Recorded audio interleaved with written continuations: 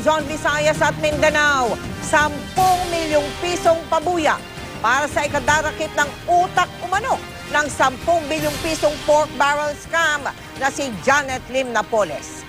Mismong si Pangulong Noynoy Aquino ang nag-anunsyo nito 2 linggo makalipas ang bigong paghahanap at bigong pag-aresto ng mga otoridad kay Napoles. May babala rin ang Pangulong Aquino sa sinamang nakakanlong kay Napoles at kasunod niya na inilabas din ng Department of Justice ang tinatawag na reward poster ni Napoles na itinuturo na ngayong isang taong nagtatago sa batas.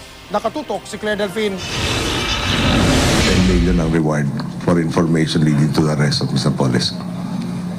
Para klaro, 10 million pesos.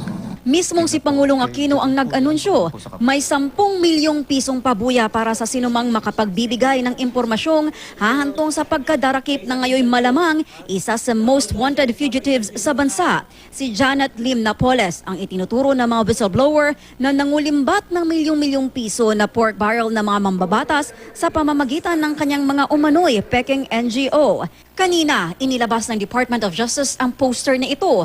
Inaanunsyo ang 10 milyong pisong pabuya. Nakasaad sa poster na itinuturing na nagtatagos sa batas o fugitive from justice si Napoles. Nakalagay din na sinumang makakakita kay Napoles o nakakaalam ng kanyang kinaroroonan ay dapat i-report ito sa pinakamalapit na estasyon ng pulis o di kaya itawag sa hotline ng NBI Operations Center at sa mga numero ni Assistant Regional Director Rolando Argabioso at Special Investigator Waldo Palyatao Jr. o di kaya i-email ang NBI. Gayunman, ang arrest warrant ay hindi para sa akusasyong pagbubulsa ng pera ng bayan, kundi para sa pagkakadetene niya umano ng ilang buwan sa kanyang pinsan at dating aide na si Ben Horluy, isa sa mga whistleblower. Kasamang pinaaresto ng korte ang kapatid ni Napoles na si Reynald Lim na 2 linggo na ngayong pinaghahanap ng NBI. Nagbabala rin ang Pangulo sa mga magkakanlong sa magkapatid. Harboring of a fugitive, kaso yun. Obstruction of justice, kaso rin yun.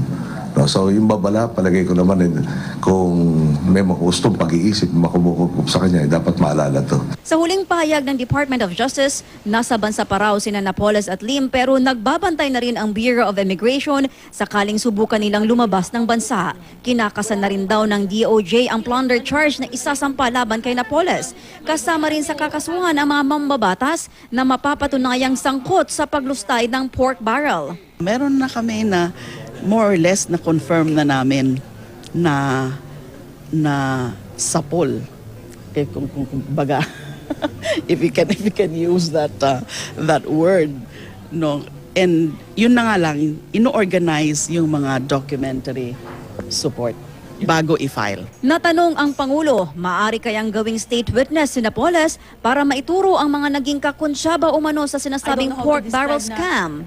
Pagiging state witness, pag-aaralan niya, pero importante muna may warrant of arrest, kailangan ma-serve na executive to warrant of arrest.